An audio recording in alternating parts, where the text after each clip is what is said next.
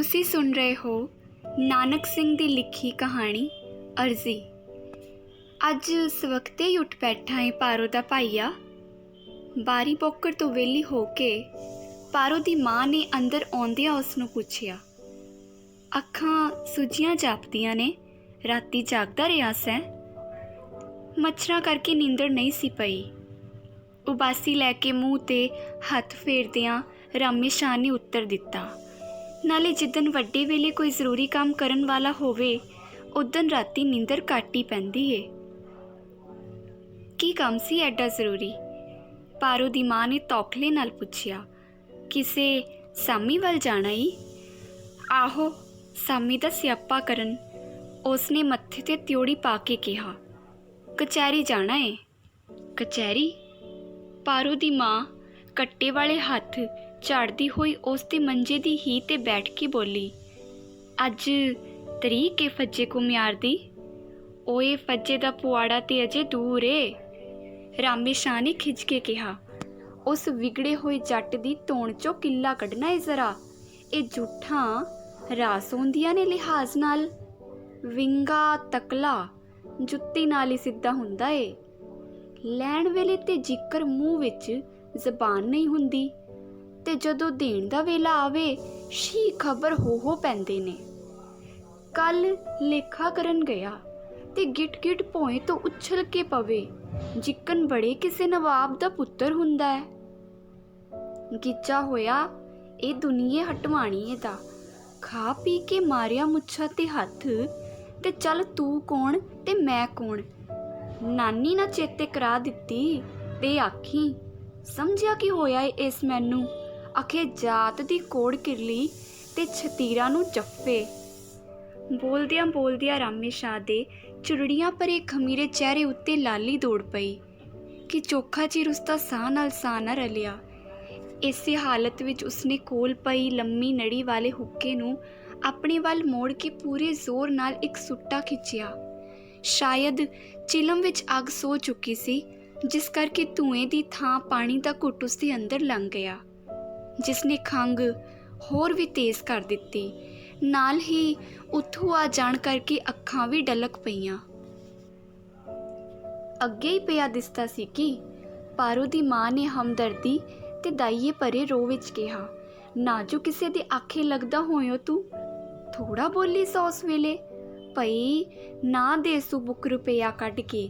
ਕੋਈ ਨਹੀਂ ਉਹ ਹਾਲ ਅੱਜ ਕੱਲ੍ਹ ਉਧਾਰ ਦੇਣ ਦਾ, ਪਰ ਤੂੰ ਤੇ ਮੈਨੂੰ ਸਮਝਿਆ ਹੋਇਆ ਵੇ ਕੁੱਤੀ। ਭਈ ਆਪੇ ਭੌਂਕ ਭੌਂਕ ਕੇ ਚੁੱਪ ਕਰ ਜਾਏਗੀ। ਛੇਕੜੇ ਉਹੀ ਗੱਲ ਹੋਈ ਕਿ ਨਾ ਦਿੰਦਿਓ ਤੇ ਕਾਹਨੂੰ ਅੱਜ ਪੁਆੜਾ ਪੈਣਾ ਸੀ। ਅਖੇ ਘਰੋਂ ਘਰ ਗਵਾਣਾ ਤੇ ਬਾਹਰੋਂ ਪੜੂਆ ਅਖਵਾਣਾ। ਉੱਤੋਂ ਬੰਦਾ ਮਾਰਿਆ ਅੱਜ ਕੱਲ੍ਹ ਪੈਸਾ ਨਹੀਂ ਲੱਭਦਾ। ਅਰਜ਼ੀਆਂ ਪਾ ਪਾ ਕੇ ਅੱਗੇ ਥੋੜ੍ਹੀਆਂ ਖੱਟੀਆਂ ਖੱਟ ਲਈਆਂ ਈ, ਮੁਖਤ ਦਾ ਸਗੋਂ ਜੱਟਾਂ ਨਾਲ ਵੈਰ ਵੀ ਹਾਜਣਾ।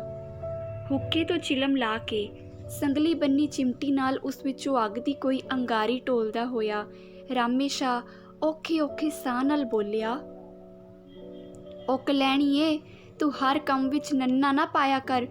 ਜਿਸ ਕੰਮ ਵਿੱਚ ਕੱਲ ਜੀਬੀਏ ਨਾ ਪਾ ਦੇਨੀ ਏ ਉਹ ਕਦੇ ਸਿਰੇ ਨਹੀਂ ਚੜਿਆ। ਆਡਾ ਨਾ ਲਾ ਵੱਡੇ ਵੇਲੇ ਸਵੇਲੇ।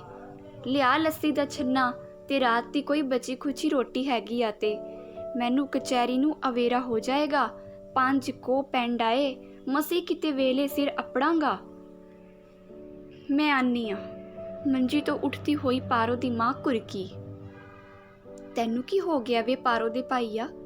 ਸਿੱਧੀ ਗੱਲ ਕਰੋ ਤਾਂ ਵੀ ਪੁੱਠਾ ਪੈਣਾ ਏ।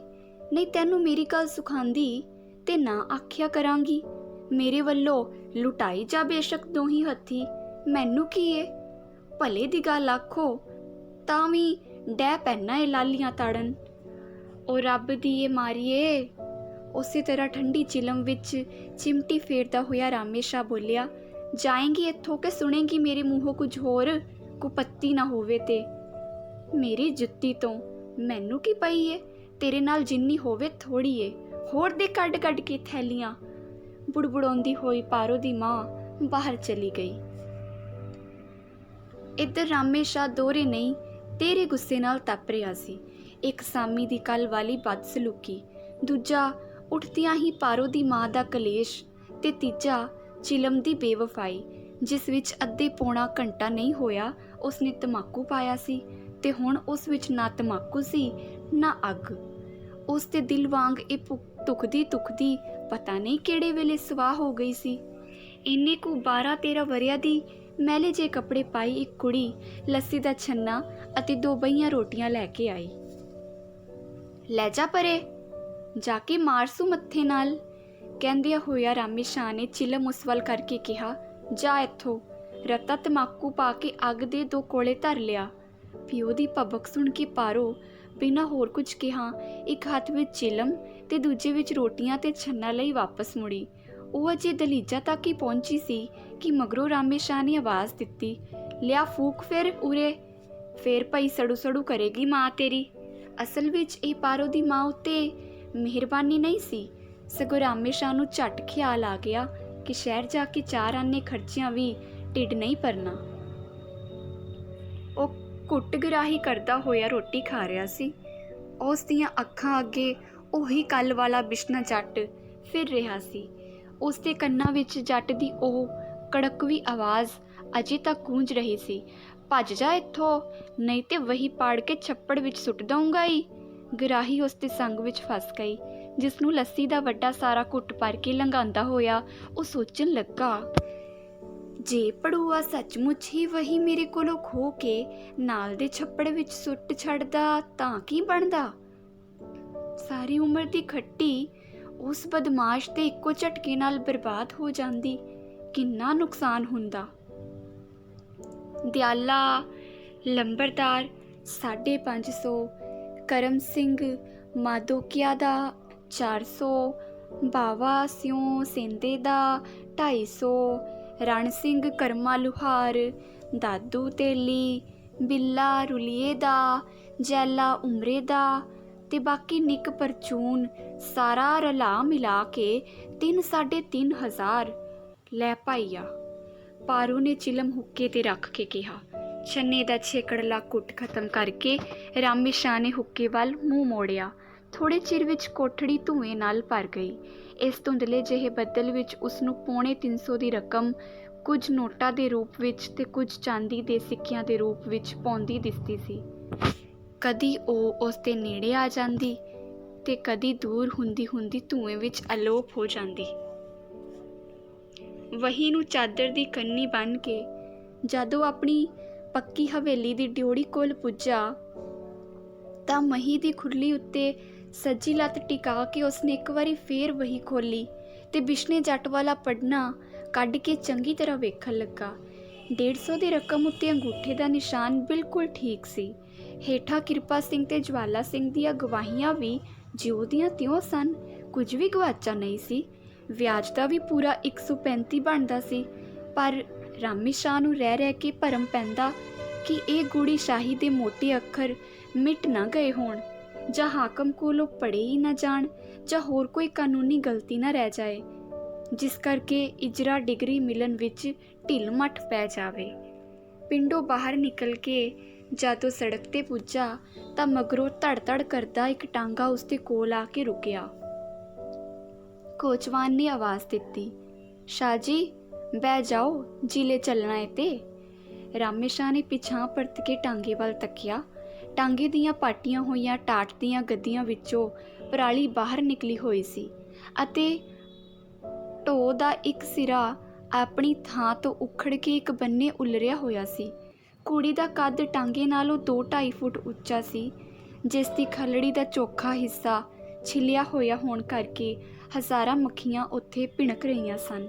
ਮੱਖੀਆਂ ਉਡਾਣ ਲਈ ਘੋੜਾ ਜਿੰਨੀ ਵਾਰੀ ਪੁੱਛਲ ਚੁੱਕ ਕੇ ਫੇਰਦਾ, ਉਨੀ ਵਾਰੀ ਹੀ ਅਗਲੀ ਸੀਟ 'ਤੇ ਬੈਠੀ ਹੋਈ ਇੱਕ ਬੁਰਕੇ ਵਾਲੀ ਸਵਾਰੀ ਤਰਬਕ ਕੇ ਪਿਛਾਂ ਹੋ ਜਾਂਦੀ ਕਿ ਗੰਦੀ ਪੂਛਲ ਉਸਦਾ ਬੁਰਕਾ ਨਾ ਲਬੇੜ ਸੁੱਟੇ।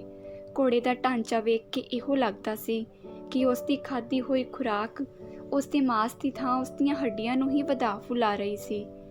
ਪਿਛਲੀਆਂ ਸੀਟਾਂ 'ਤੇ ਬੈਠੇ 2 ਜੱਟ ਹੱਥਾਂ ਨਾਲ ਭੰਨ ਕੇ ਖਰਬੂਜੇ ਖਾ ਰਹੇ ਸਨ, ਜਿਨ੍ਹਾਂ ਦੀਆਂ ਸੁੱਟੀਆਂ ਹੋਈਆਂ ਛਿੱਲਾਂ ਨੂੰ ਇੱਕ ਲੁੰਡੀ ਪੁੱਛਲ ਵਾਲੀ ਬੱਕਰੀ ਨਾਲੋਂ ਨਾਲ ਸਮੇਟੀ ਜਾ ਰਹੀ ਸੀ। ਕੀ ਲੈਣਾ ਈ ਬਈ, ਗੱਲ ਕਰ, ਪੁੱਛਦਿਆਂ ਹੋਇਆ ਰਾਮੇ ਸ਼ਾਹ ਨੇ ਪਹਿਲਾਂ ਆਪਣੀ ਜੁੱਤੀ ਦੇ ਸੱਜੇ ਛਿੱਤਰ ਵੱਲ ਤੱਕਿਆ ਜਿਹੜਾ ਪੱਬ ਤੋਂ ਪਾਟਿਆ ਹੋਇਆ ਸੀ। ਫੇਰ ਕੱਛੇ ਮਾਰੀ ਵਹੀ ਵੱਲ, ਜਿਹੜੀ ਲੱਠੇ ਦੀ ਚਾਦਰ ਦੀਆਂ ਕਈ ਤਹਿਾਂ ਵਿੱਚ ਲਪੇਟੀ ਹੋਈ ਸੀ। ਤਿੰਨ ਆਨੇ ਸ਼ਾਹ ਜੀ, ਟਾਂਗੇ ਵਾਲੇ ਨੇ ਗਲ ਵਿੱਚ ਪਈ ਪਗੜੀ ਨੂੰ ਠੀਕ ਕਰਦਿਆਂ ਹੋਇਆ ਕਿਹਾ। ਪੁੱਛ ਲੈ ਨਾਲ ਦੀਆਂ ਸਵਾਰੀਆਂ ਨੂੰ, ਤੁਹਾਡੇ ਕੋਲੋਂ ਕੋਈ ਵੱਧ ਲੈ ਲੈਣੇ ਨੇ। ਉਸਨੇ ਆਸ ਭਰੀ ਨਜ਼ਰ ਨਾਲ ਸ਼ਾਹ ਵੱਲ ਤੱਕਿਆ। ਹੇਖਾਂ, ਰਾਮੇ ਸ਼ਾਹ ਨੇ ਧੋਤੀ ਦੇ ਵਧਵੇ ਲੜ ਤੋਂ ਘੱਟਾ ਝਾੜਦਿਆਂ ਕਿਹਾ। ਤਿੰਨ ਆਨੇ ਨਾ, ਤਿੰਨ ਆਨੇ, ਬੜੀ ਦੂਰ ਏ ਜਿੱਕਣ ਕਚਹਿਰੀ। ਪਿਛਲੀ ਸੀਟ ਉੱਤੇ ਬੈਠੀਆਂ ਦੋਹਾਂ ਸਵਾਰੀਆਂ ਵਿੱਚੋਂ ਇੱਕ ਨੇ ਕਿਹਾ। ਬਹਿ ਜਾਓ ਸ਼ਾਹ ਜੀ, ਕੜਕਦੀ ਦੁਪਹਿਰੀ ਕਿੱਥੇ ਘੱਟਾ ਫੱਕਦੇ ਜਾਓਗੇ, ਬਹਿ ਜਾਓ। ਸ਼ਾਹ ਜੀ, ਕੋਚਵਾਨ ਨੇ ਟਾਂਗੇ ਤੋਂ ਉਤਰ ਕੇ ਘੋੜੇ ਦੇ ਤੰਗ ਨੂੰ, ਜਿਹੜਾ ਇੱਕ ਨੀਲੇ ਢਿਲਕਵੇਂ ਸਾਫੇ ਨਾਲ ਬੰਨਿਆ ਹੋਇਆ ਸੀ, ਕੱਸਦਿਆਂ ਹੋਇਆ ਕਿਹਾ। 5 ਕੋ ਪੱਕਾ ਪੈਂਡਾ ਏ ਸ਼ਾਹ ਜੀ, ਉੱਤੋਂ ਗਰਮੀ ਨਾਲ ਕਾਂ ਦੀ ਅੱਖ ਨਿਕਲਦੀ ਏ। ਬਹੁਤੇ ਤੇ ਨਹੀਂ ਤਿੰਨ ਆਨੇ। 5 ਕੋ, ਬੱਲੇ ਓਏ। ਸ਼ਾਹ ਨੇ ਚੱਦਰ ਦੀ ਕੰਨੀ ਨਾਲ ਮੂੰਹ ਤੋਂ ਮੁੜਕਾ ਪੂੰਝਦਿਆਂ ਹੋਇਆ ਕਿਹਾ। ਆਵਾਜ਼ ਮਾਰੀ ਕਚਹਿਰੀ ਅੱਪੜ ਪੈਂਦੀ ਏ। 5 ਕੋ, ਤੇ ਉਹ ਸੜਕੇ ਤੁਰ ਪਿਆ। ਅੱਛਾ, 2.5 ਆਨੇ ਦੇ ਦੇਣੇ, ਕੋਚਵਾਨ ਨੇ ਪਿੱਛੋਂ ਆਵਾਜ਼ ਦਿੱਤੀ। 6 ਪੈਸੇ, 6 ਪੈਸੇ। ਬਿਨਾਂ ਟਾਂਗੇ ਵੱਲ ਤੱਕਿਆ ਸ਼ਾਹ ਨੇ ਕਿਹਾ ਤੇ ਮੂੰਹ ਧਿਆਨ ਨਾਲ ਟੁਰਿਆ ਗਿਆ।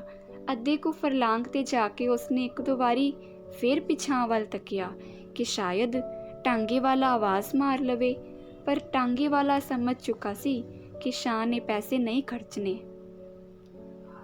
ਟੁਰੇ ਜਾਂਦਿਆਂ ਸ਼ਾਹ ਨੂੰ ਇੱਕ ਵਾਰੀ ਫੇਰ ਖਿਆਲ ਆਇਆ। 2 ਆਨੇ ਖਬਰੇ ਮੰਨ ਲੈਂਦਾ, ਪਰ ਪਿੱਛੇ ਮੁੜਨਾ ਅਤੇ ਮੁੜ ਟਾਂਗੇ ਵਾਲੇ ਨੂੰ ਕੁਝ ਕਹਿਣਾ ਉਸ ਨੂੰ ਆਪਣੀ ਹੱਦ ਤੱਕ ਚਾਪੀ। ਫਿਰ ਇਸ ਗੱਲ ਦਾ ਵੀ ਕੀ ਭਰੋਸਾ ਸੀ ਕਿ ਉਹ 2 ਆਨੇ ਮੰਨ ਲਵੇਗਾ। ਦੁਬਾਰਾ ਆਉਂਦਿਆਂ ਵੇਖ ਕੇ ਤਾਂ ਉਸਨੇ ਸਗੋਂ ਭੂਏ ਹੋ ਜਾਣਾ ਹੈ। ਚਲੋ ਛੱਡੋ ਪਰੇ। 2.5 ਆਨੇ ਆਖਿਰ ਕਿਸ ਗੱਲ ਤੇ 2.5 ਆਨੇ। ਸਹਿਜ ਭਾਅ ਨਾਲ ਤੁਰਿਆ ਜਾਵਾਂ ਤਾਂ 1.5-2 ਘੰਟਿਆਂ ਵਿੱਚ ਪਹੁੰਚ ਜਾਵਾਂਗਾ। ਪਹੁੰਚਣਾ ਤੇ ਕਚਹਿਰੀ ਏ ਨਾ। ਹੁਣ ਵੱਜੇ ਹੋਣੇ ਨੇ 8। 10 ਵਜੇ ਤੋਂ ਪਹਿਲਾਂ ਜਾ ਪੜਾਂਗਾ, ਤੇ ਟਾਂਗਾ ਵੀ ਕਿਹੜਾ ਕਿਤੇ ਮੋਟਰ ਕਾਰ ਏ। ਫਿਰ ਕੱਚੀ ਸੜਕ ਦਾ ਰਸਤਾ, ਲੱਖ ਤੱਕ ਡੂੰਘੀਆਂ ਲੀਹਾਂ। ਰੱਬ ਨਾ ਕਰਾਏ ਜੇ ਕਿਤੇ ਲੀਹ ਵਿੱਚ ਫਸ ਕੇ ਡਿੱਗ ਜਾਵੇ ਤਾਂ ਜਾਨ ਨੂੰ ਖਤਰਾ। ਟਕੇ ਚਾਲ ਡਿਚਕੂ, ਕਦੇ ਉਲਾਰ ਕੇ 2 ਗਜ਼ ਸੱਜੇ ਤੇ ਕਦੇ 3 ਗਜ਼ ਖੱਬੇ। ਫਿਰ 10 ਪੈਸੇ ਨਾ ਲੈਣਾ ਸੁਖਾਲਾ ਏ। ਪਰ ਉਹਦੀ ਮਾਂ ਝੂਠ ਥੋੜ੍ਹਾ ਆਂਦੀ ਸੀ। ਅਕੇ ਅੱਜ ਕੱਲ੍ਹ ਬੰਦਾ ਮਾਰਿਆ ਪੈਸਾ ਨਹੀਂ ਲੱਭਦਾ। ਇਸ ਵਿੱਚ ਝੂਠ ਕੀ ਏ? ਪਤਾ ਤੇ ਉਸਨੂੰ ਲੱਗਦਾ ਏ ਜਿਹਨੂੰ ਹੱਡ ਭੰਨ ਕੇ ਕਮਾਣੇ ਪੈਂਦੇ ਨੇ। ਇਹਨਾਂ ਜੱਟਾਂ ਦਾ ਕੀ ਏ? 1 ਦਾਣਾ ਬੀਜਿਆ ਤੇ 100 ਦਾਣੇ ਵੱਢ ਲਏ। ਅਖੇ ਬੈਠ ਜਾਓ ਸ਼ਾਹ ਜੀ, ਬੈਠ ਜਾਓ, ਅਕਲ ਨਾ ਮੌਤ।